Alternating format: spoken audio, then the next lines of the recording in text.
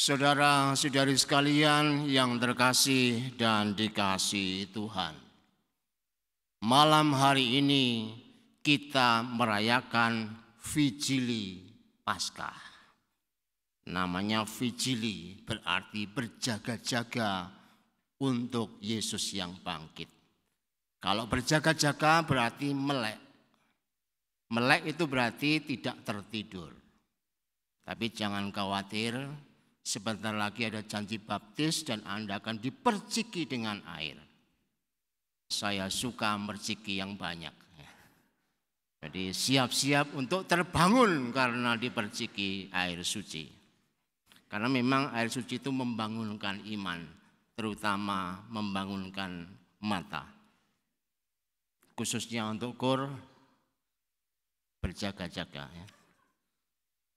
Supaya nyanyinya tidak fales. Bapak, Ibu, saudara-saudari sekalian yang terkasih dan dikasihi Tuhan. Malam ini disebut malam Paskah, malam terbesar dalam iman Kristiani, iman Katolik. Tanpa Paskah, gereja tak pernah ada. Hanya Paskahlah yang melahirkan gereja. Tepat sekali kata Paulus, jika Kristus tidak bangkit, sia-sialah iman kita. Namun gegap gempita Paskah yang kita rayakan malam ini dengan nyanyian yang begitu indah, meskipun kalau hari Minggu biasa enggak seindah malam hari ini, ternyata berbeda banget dengan Paskah pertama. Untuk itu mari kita mencoba belajar memaknai Paskah dalam 3 poin berikut. Selalu 3 poin meskipun panjang ya, 3 poin.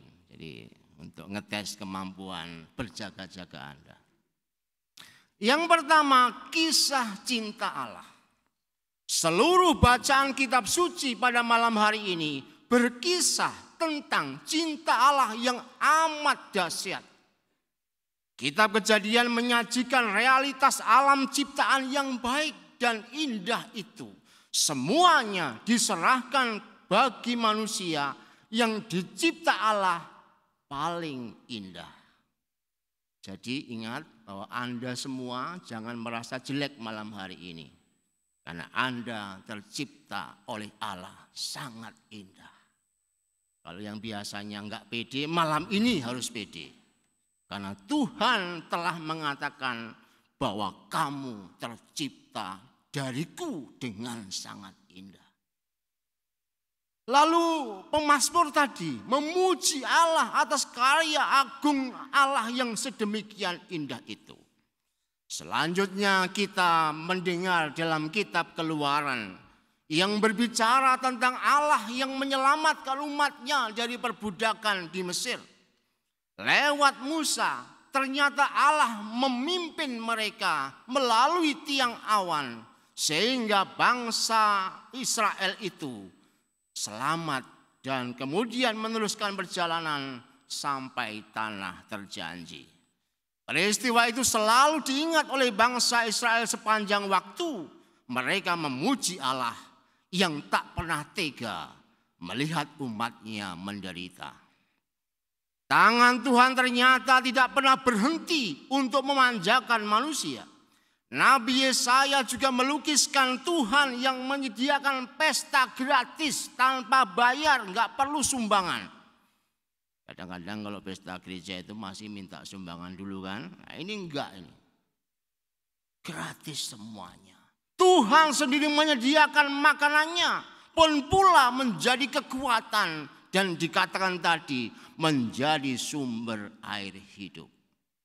Maka seluruh kitab suci pada malam hari ini berkisah tentang Allah yang tidak pernah tenang sebelum manusia selamat dan menikmati pesta perjamuan abadi. Kalau begitu ceritanya, masa Anda masih mau ngantuk? Nah, itu kan pertanyaan pentingnya kan begitu. Coba kita bayangkan mulai pertama tadi bacaannya begitu indah. Kalau kita coba orang yang jatuh cinta itu biasanya kan melek kan. Nah ini kelihatan. Nanti kalau Anda tertidur hari ini berarti Anda enggak jatuh cinta sama Tuhan. Kalau jatuh cinta, oh melek, wah Tuhan begitu luar biasa ini. Dan itulah hati orang-orang Katolik yang hari ini merayakan perayaan Vigili Paskah. Merasakan betapa luar biasanya Tuhan yang sungguh-sungguh gelisah, cemas, dan tidak pernah tenang hidupnya ketika kita tidak selamat. Sekarang mari kita masuk ke poin yang kedua. Cinta dalam sunyi. Kisah cinta Allah tetap menjadi sunyi ketika Yesus mati. Maka hari pertama Paskah masih diliputi oleh rasa takut dan sedih. Para murid tidak mengerti akan kebangkitan sehingga mereka bersembunyi. Namun para perempuan nekat, Maria Magdalena, Maria ibunda Yakobus dan Salome disebutkan dalam Injil Markus tadi. Para perempuan ini sungguh luar biasa. Meski hari masih gelap, mereka datang ke kubur. Dorongan cinta yang besar pada Yesus membuat mereka pergi ke kubur. Namun ketika batu sudah terguling, Yesus tidak ada di kubur. Hanya berjumpa dengan malaikat, mereka menjadi sangat takut dan gemetar.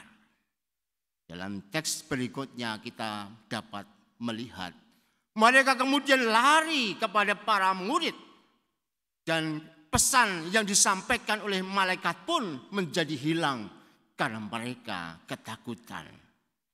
Pesan penting dari malaikat menjadi terlupakan. Inilah pelajaran penting di malam Vigili Paskah ini. Kita belajar dari sikap mereka, sikap dan tindakan perempuan tadi. Paskah harus membuat kita menjadi orang yang tidak takut. Paskah mesti menjadikan kita orang-orang yang berani. Berani menghadapi hidup meski gelap, susah dan sesak. Berani mengandalkan Yesus mesti sakit, lemah dan tidak berdaya.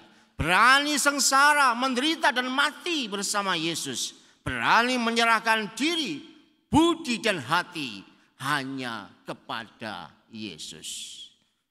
Hanya dengan berani, maka Paskah memiliki arti.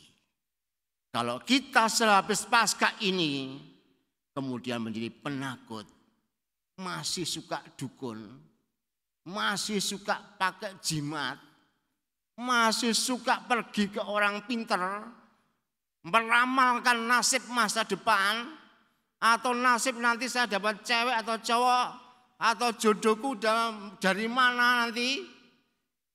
Tanda bahwa Anda belum orang yang berani. Berani berarti menyerahkan segalanya kepada Yesus. Paskah mesti membuat kita menjadi orang-orang yang berani menyerahkan hidup kepada Yesus, tidak takut apapun meskipun tantangan masih ada dalam hidup kita. Poin yang ketiga. 3 dimensi cinta Paskah. Disebut atau disingkat 3P atau P3, bukan Partai Persatuan Pembangunan, tapi nanti kita lihat apa 3 dimensi itu dalam Paskah ini. Yang pertama, dimensi pertama adalah percaya. Paskah mesti melahirkan orang-orang yang percaya. Percaya bahwa kita telah dibela Tuhan melalui sengsaranya, diselamatkan Tuhan dengan kematiannya, dan dimuliakan Tuhan dengan kebangkitannya. Cinta Allah tidak main-main seperti ini. Demi membela, menyelamatkan, dan memuliakan kita, Allah memberikan segala-galanya.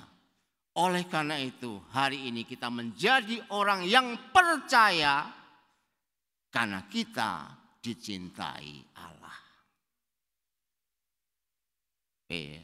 Yang kedua, dimensi kedua adalah perubahan. Bukan koalisi perubahan, tapi perubahan. Iman selalu membawa perubahan. Setelah bangkit, Yesus mengubah para muridnya yang telah gagal dan menyerah, yang meninggalkan dan mengkhianatinya, pengecut dan penakut, menjadi orang-orang baru dalam kehidupan. Maka dengan demikian, tanda kita memiliki iman, tanda kita menjadi orang yang percaya adalah berubah dari yang buruk menjadi yang baik, dari yang pesimis menjadi optimis, dari dosa menuju suci, dari penjahat menjadi penyelamat. Paskah itu sukses bukan karena panitianya pakai syal. Bukan misdinarnya banyak. Bukan pula karena kornya yang baik. Ya, malam ini dipuji sedikitlah biar tidak iri. Karena saya seringkali dikatakan sebagai tukang kritik gitu ya. Maka karena malam Paskah ya saya puji kormu baik malam ini ya. Tetapi bukan itu semua. Paskah itu sukses apabila ada perubahan.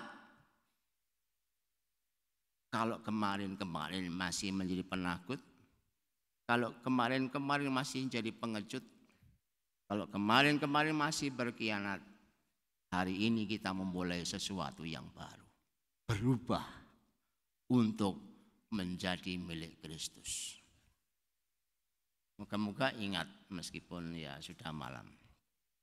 Dimensi terakhir supaya Anda tidak gelisah, yaitu pemulihan. Kematian Yesus membuat para murid putus asa. Namun berita Yesus bangkit membuat mereka semangat kembali. Ketika berjumpa dengan Yesus yang bangkit, dalam cerita kitab suci kita bisa melihat Petrus kemudian tersungkur, mengakui bahwa dirinya berdosa, mengakui bahwa dulu dia telah berkhianat. Bahkan di hadapan seorang wanita dia mengatakan, aku bukan murid Yesus. Tetapi apa yang terjadi ketika Petrus tersungkur, Yesus mengatakan, jangan takut. Mulai sekarang kamu akan kujadikan penjala manusia.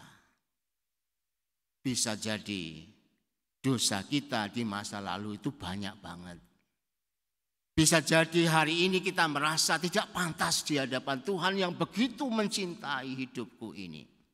Bisa jadi pula kita sedih karena tidak bisa mengakhiri dosa-dosa yang nempel terus dalam hidupku.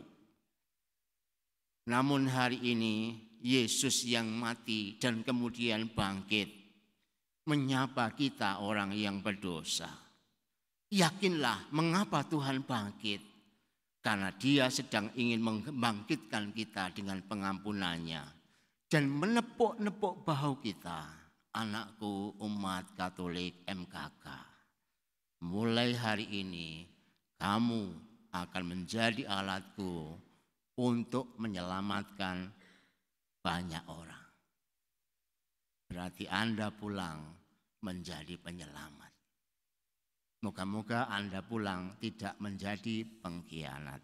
Tuhan memberkati.